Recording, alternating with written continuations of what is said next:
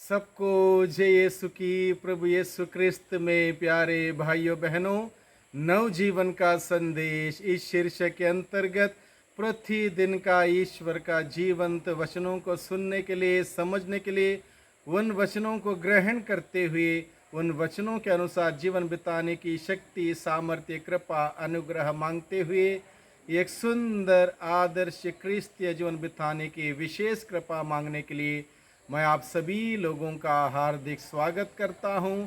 आज जुलाई की 25 तारीख है, शुक्रवार का दिन है और आज के दिन में कलीसिया संत याकूब अग्रज प्रेरित का पर्व मनाती है। संत याकूब के पर्व मनाने के संदर्भ में हम सबों के लिए मनन चिंतन करने का विषय है संत मत्ती के द्वारा रचित सुसमाचार अध्याय 20 पद संख्या 20 से 28 का प्रसंग है। इस प्रसंग में हम लोग देखते हैं जबीदी के पुत्रों की माता अपने पुत्रों के साथ ईसा के पास आई और उसने दंडवत कर उनसे एक निवेदन करना चाहा। ईसा ने उससे कहा, क्या चाहती हो? उसने उत्तर दिया, ये मेरे दो बेटे हैं, आज्ञा दीजिए कि आपके राज्य में एक आपके दाएं एक आपके बाएं बैठ जाएं। ईसा ने उनसे कहा, तुम नहीं जानते कि क्या मांग रहे हो? जो प्याला मैं पीने वाला हूँ, क्या तुम उसे पी सकते हो? उन्होंने उत्तर दिया, हम पी सकते हैं। इस पर ईसा ने उनसे कहा, मेरा प्याला तो तुम पियोगे, किंतु तुम्हें अपने दाएं या बाएं बैठने का अधिकार मेरा नहीं है, वो पिता का है।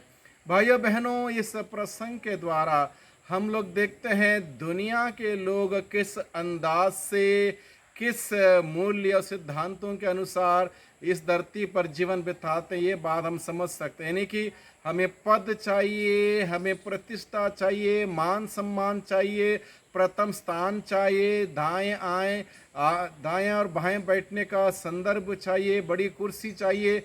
ये सारे ख्वाहिशें लोगों के मन में हैं। इसी को लेकर लोग इस धरती पर जीवन बिताते हैं। लेकिन प्रभु आज के सुसमाचार में हम सबों को, आज के दिन में जब हम सभी संत याकूब का पर्व मनाते हैं, हम सबों को एक खास, एक विशिष्ट बात सिखाना चाहता है कि क्रिस्तीय जीवन मानव सेवा का जीवन है।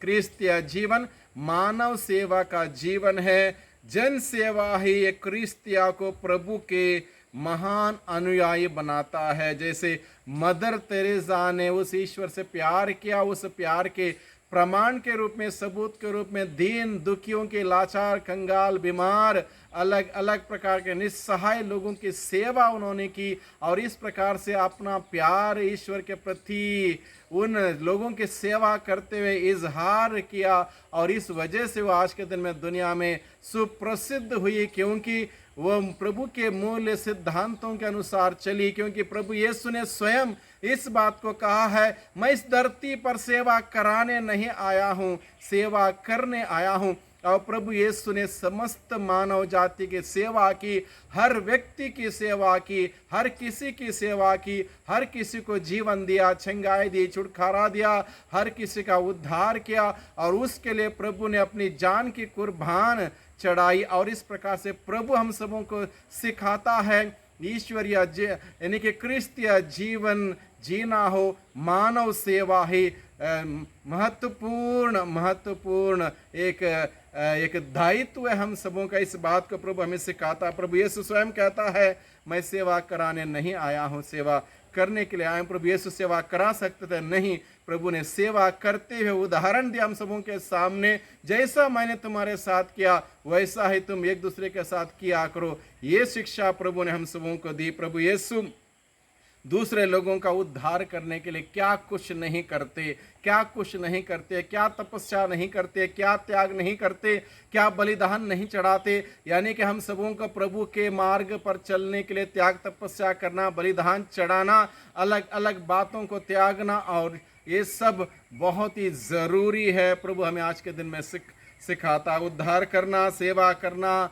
हमारा कर्तव्य और फर्ज है, यानी कि दूसरों की भलाई करना, दूसरों को जीवन देने वाले कार्य करना, यह हम सबों की जिम्मेदारी है। लेकिन दुनिया के मूल्य सिद्धांत प्रभु के मूल्य सिद्धांतों से भिन्न हैं, अलग हैं और हम सभी लोग कहीं ना कहीं कभी ना कभी दुनिया के मूल्य सिद्धांतों से हमारे जीवन को प्रभावित कर देते हैं। इसलिए हम लोग कहीं बार पद के लिए, प्रतिष्ठा के लिए, मान सम्मान के लिए, इज्जत के लिए, पैसे के लिए, उसके लिए, इसके लिए अलग अलग दुनिया के चीज़ों के पीछे भागते हैं, लेकिन उससे हासिल कुछ नहीं होता। लेकिन असली आनंद, खुशियाँ, प्यार, शांति हमें प्रभु देता है। इसलिए प्रभु के मूल्य सिद्धांतों पर हम चलें। जैसे सत्ता का, पद का, प्रतिष्ठा का, ये सारे लालच हम जब रखते हैं, इससे हासिल कुछ नहीं होता। ये सब क्षण भंगुर है। प्रभु हमें असली आनंद, असली खुशियाँ प्रदान करता है। कभी कभी लोगों की प्रार्थना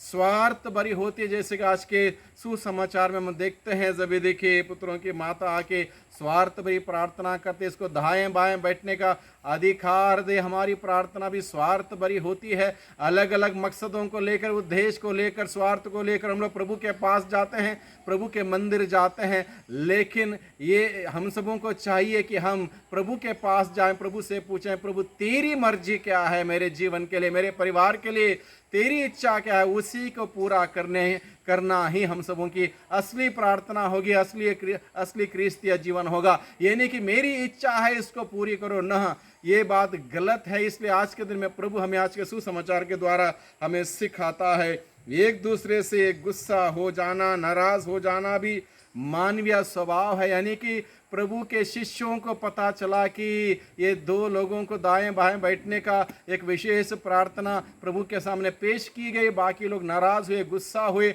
ये भी मानवीय स्वभाव है। यानी कि इस धरती पर जीवन बिताते वक्त अनेक प्रकार की कमियां हम सबों के अंदर हो सकते। इसलिए आज के दिन में प्रभु हमें सिखाता है, प्रभु यीशु का जीवन, पवित्र जीवन, प्रभु यीशु का जीवन, उदाहरण का जीवन, प्रभु यीशु का जीवन, दूसरों को जीवन देने वाला जीवन, प्रभु यीशु का जीवन, त्याग तपस्या का जीवन, प्रभु यीशु का जीवन, क्रूस का जीवन, इसी को अपनाते हुए इसी को जीने के लिए प्रभु हमें बुलाता है। प्रभु के संदेश को हम सबों ने सुना है, उस संदेश के अनुरूप जीवन बिताने की शक्ति, सामर्थ्य मांगे। प्रभु की आशीष कृपा हम सबों पर हमेशा बनी रहे। सबको धन्यवाद, सबको जय यीशु की।